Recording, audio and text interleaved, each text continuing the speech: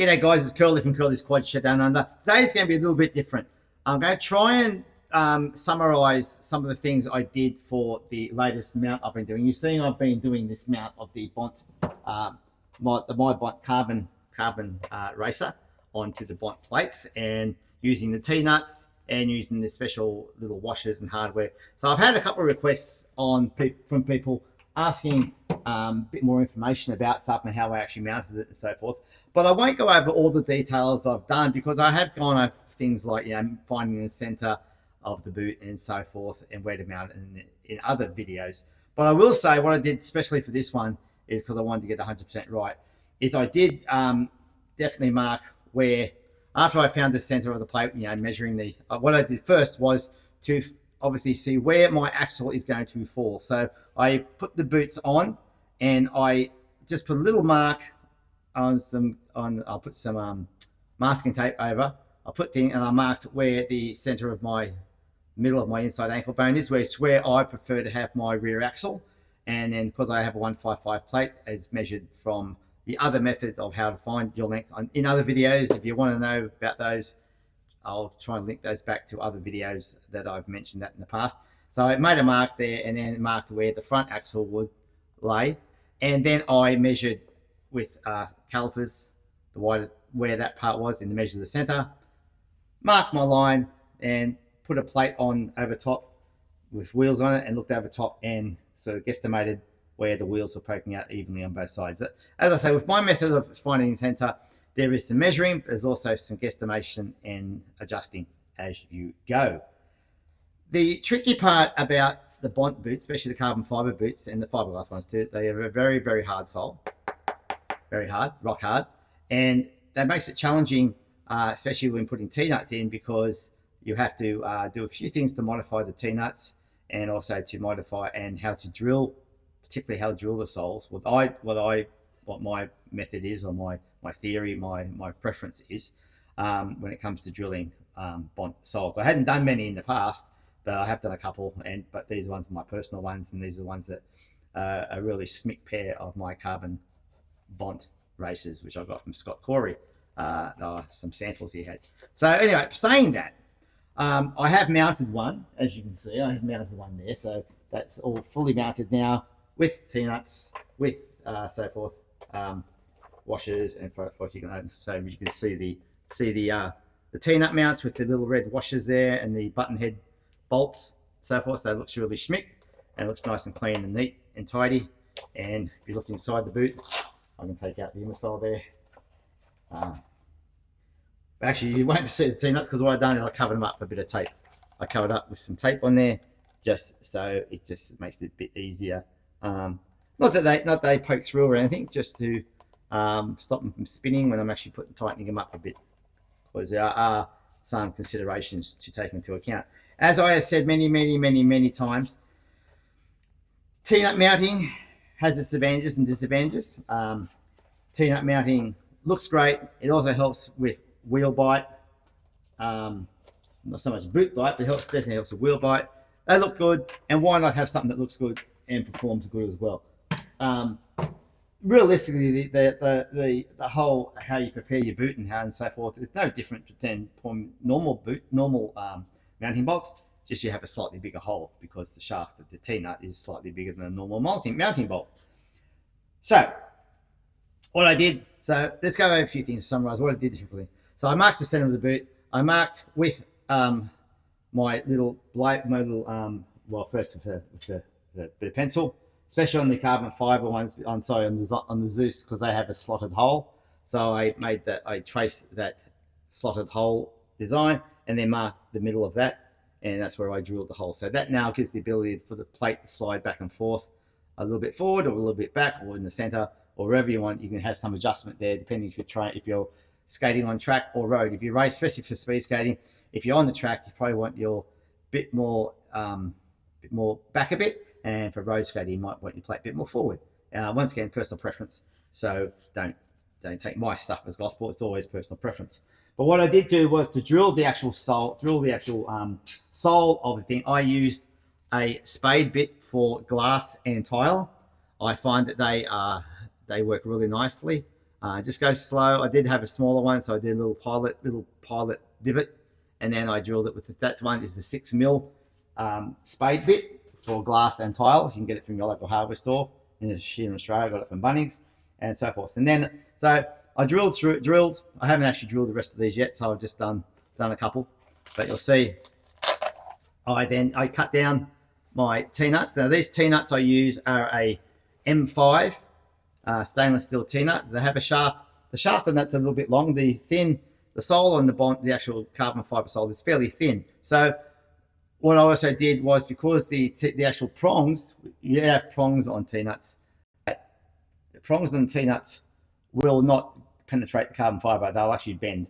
I don't know if you can see that, but that one I've tried to put in, and then it's bent right over, which is not too bad in a way. But what I normally do is I will trim off or break off the little prongs. I either put the T-nut into a set of grips there, and then I get my long nose pliers and I will wiggle back and forth. Probably I don't put it all the way down, so I can break it. So at the end, what you have is maybe just a little bit of a nub of the T-nut prongs there, which will help grab into the inner sole, well, not the inner sole, but the inside layer of the bottom of the boot. The boots have a foam type layer over the carbon fiber, which is probably about a millimeter thick, maybe. Alex Bont can sort of correct me on that if he knows the actual measurements. And then what I did, I would put once all the prongs are taken off, I put them through in the 6mm hole. I push that through into the hole,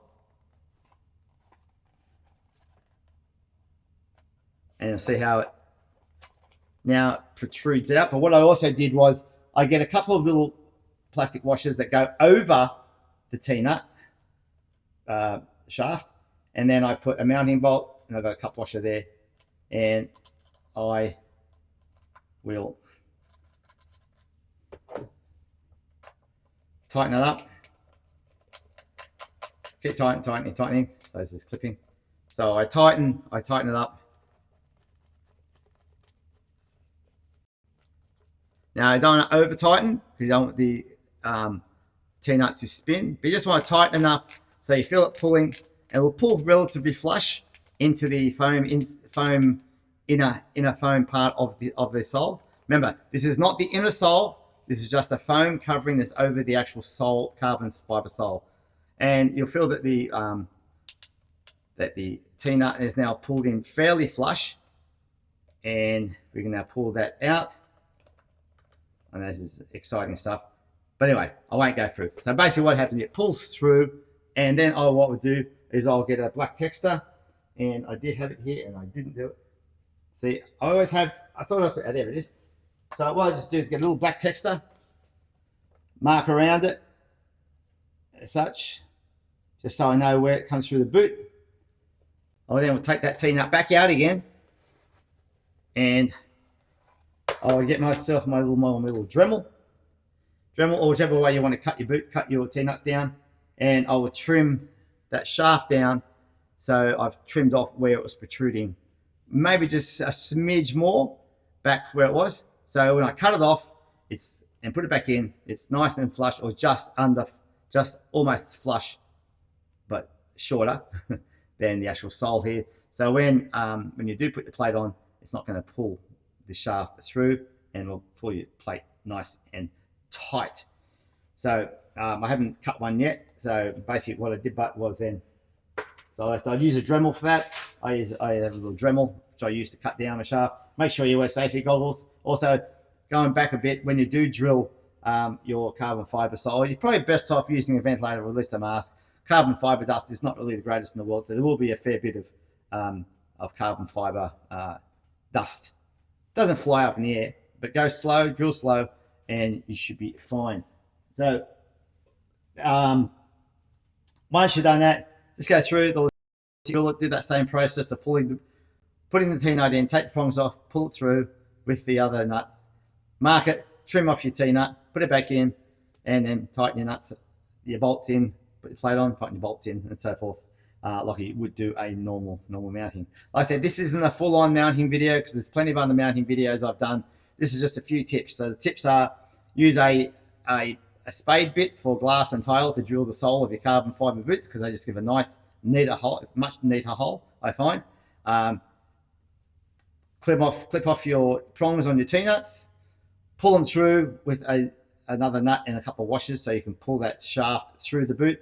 Mark where it is with a black texture, pull it back out, cut the shaft off so it's going to be flush or just less than flush, like backwards into the boot, not protruding, so it's not protruding outside. And then put your plates on, put your mountain bolts on.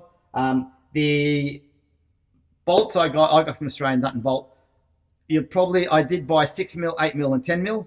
I found that I can use the 8mm on the front, in maybe the 6mm bolts on the front with the little cup washers I had.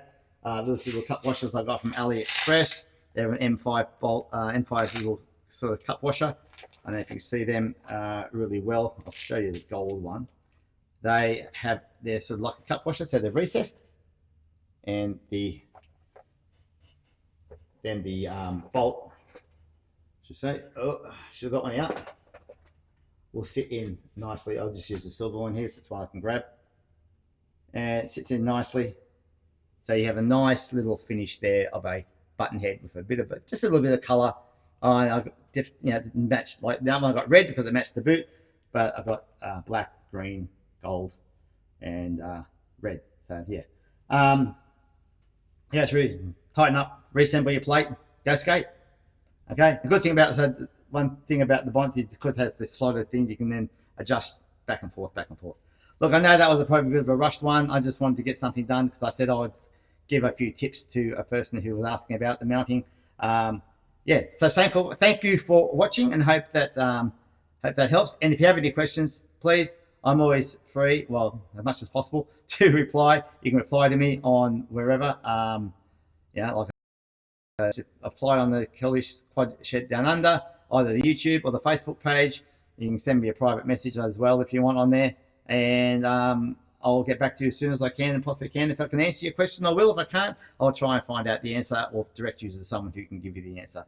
Like I said, I have viewers from all around the world, so I can tell you where I got my stuff from, but I'm sure you'll be able to source it in other countries as well. AliExpress should be pretty much worldwide. Like I said, they're good for the washers. I wouldn't probably get my bolts and T-nuts from there, but I get them from Australian Nut and Bolt, or Nut and Bolt Australia, I should say. All right, guys, thanks for watching. Love you all. Look, Merry Christmas. Like I said, I have my Grinch shirt on today. Also, it matches with the red and green of the Bont build. But I might do another Christmas video later on. But just want to say thanks for watching this year. It's been great. Haven't done as much as I would probably like to. I think it's happened. Just to let you know, I didn't get into the show Kinky Boots, so that was a bit of a shit. My van, I got a van. My engine blew up, so that was a bit of a shit. But in the scheme of things and the way the world is at the moment, I won't go into any political things here or anything like that. Pales into insignificance. So all I can say is love each other. Even that Grinch got his heart warmed by a hug. So hug your loved ones. Be good, be safe. And I'll hopefully see you all in the new year for some mounting videos and whatever. All right, guys, thanks for watching. Love you all. And like and subscribe to either the Facebook or the YouTube channel. All right, see you guys.